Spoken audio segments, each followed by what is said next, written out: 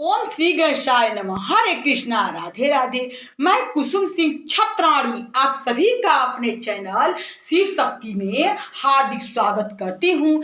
आज मैं आप लोगों को शिव महापुराण के सती खंड के 29वां अध्याय की कथा सुनाने जा रही हूँ। दक्ष द्वारा सती का अपमान। ब्रह्मा जी बोले, जब सती जी वहां पहुंची जहां विशाल यज्ञ हो रहा था और जहां देवता, असुर और मुनिंद्र आदि कुतूहल कर रहे थे, तब सती को आते हुए देखकर उनकी माता अश्विनी तथा बहनों ने यथोचित सत्कार किया, परंतु दक्ष तथा उसके अनुयायियों ने कुछ भी आदर नहीं किया। परंतु सती ने समान रूप से माता पिता को प्रणाम किया। यद्यपि वह हृदय से दुखी थी, क्योंकि उन्होंने यज्ञ में विष्णु आदि सब देवताओं का पृथक पृथक भाग देखा, परंतु शंभु का भाग नहीं देखा। इससे सती को बड़ा क्रोध आया। फिर तो वह सभी को क्रूर दृष्टि से देखती हुई बोली, हे पिताजी, आपने भगवान शंकर को क्यों नहीं बुलाया?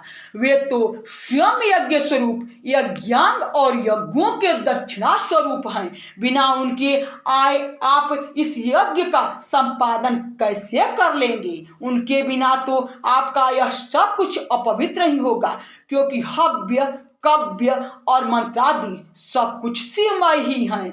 फिर शिव जी के बिना आपने यह कैसे आरंभ किया?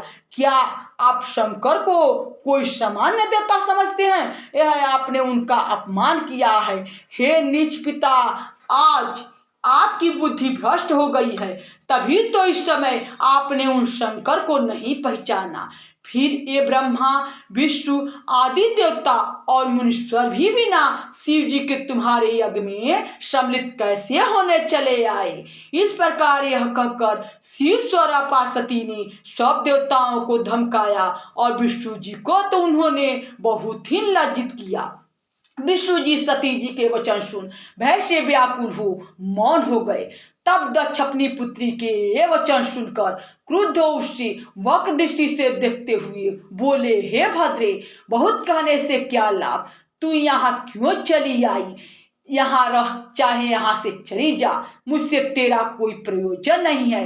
तेरा पति तो भूत प्रेतों का राजा है, जो वेद बहिष्कृत, अकुलीन और अमांगलिक है। इसी कारण तेरे कुवेशधारी पति शिव को मैंने यज्ञ में नहीं बुलाया। पापी ब्रह्मा के कहने से मैंने तुझे उसके लिए दे दिया। अतएव तू क्रोध न कर और सचित हो। जब तू इस यज्ञ में आ गई है तो अपना भाग ले।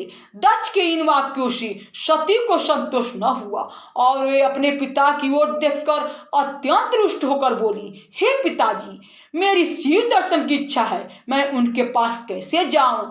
और जब वे मुझसे पूछेंगे तब मैं उन्हें क्या उत्तर दूंगी? फिर तो जगत को उत्पन्न करने वाली देवी अत्यंत क्रुद्ध हो अपने पिता से इस प्रकार बोली, हे पिताजी, जो शिव जी की निंदा करता अथवा सुनता है वे दोनों ही नरकगामी होते हैं। अपने स्वामी का अपमान सुनकर मेरे जीने से ही क्या लाभ होगा?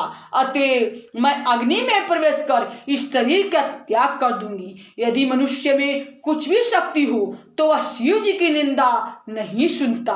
वह शिव निंदक की जिहा को काट ले, तभी उसका प्रायश्चित होता है।